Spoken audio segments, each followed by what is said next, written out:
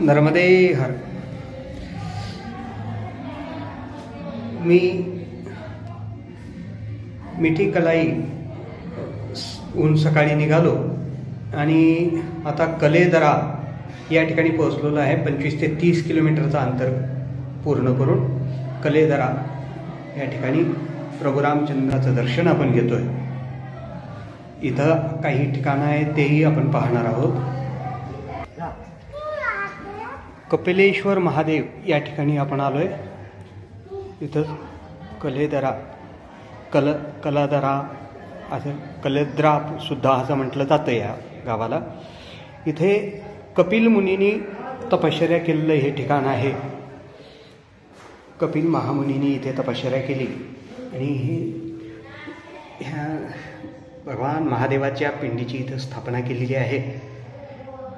भगवान प्रसन्न झाले आणि कपिल मुनींना म्हटले ते काय मागायचे तेव्हा त्यांनी मागून घेतलं की म्हणजे कृपा तर माझ्यावर कराच, मला मुक्ती तर द्याच, पण त्याबरोबर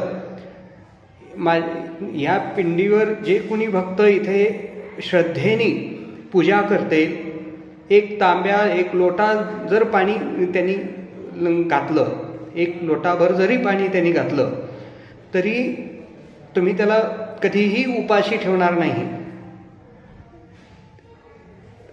असे हे मागून घेतलं आणि भगवंतांनी तथास्तु म्हणून वरदान दिलेलं आहे।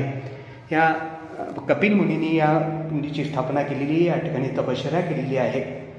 याच ठिकाणी जर आपण श्रद्धेने एक लोटावर जरी पाणी भगवंताच्या पिंडीवर घातलं तर कधीही उपाशी आपण राहणार नाही, असं हे वरदान आहे।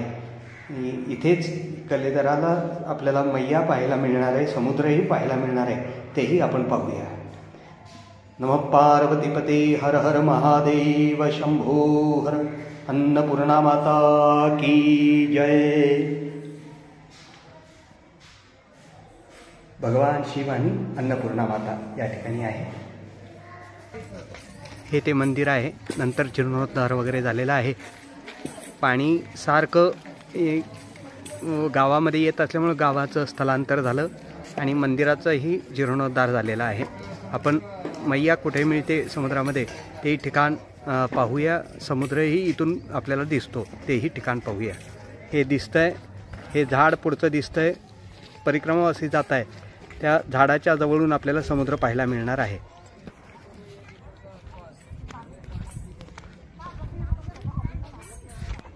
हे पहा समुद्र,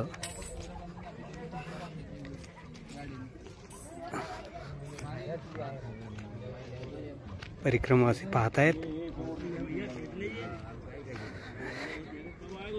समुद्र आपल्याला दिसतोय आणि कुठे मैया मिळते ते म्हणजे हे या ठिकाणी इथं दिसतंय ना, हे तिथे तिकडून मैया येते आणि समुद्राला इकडे येऊन मिळते।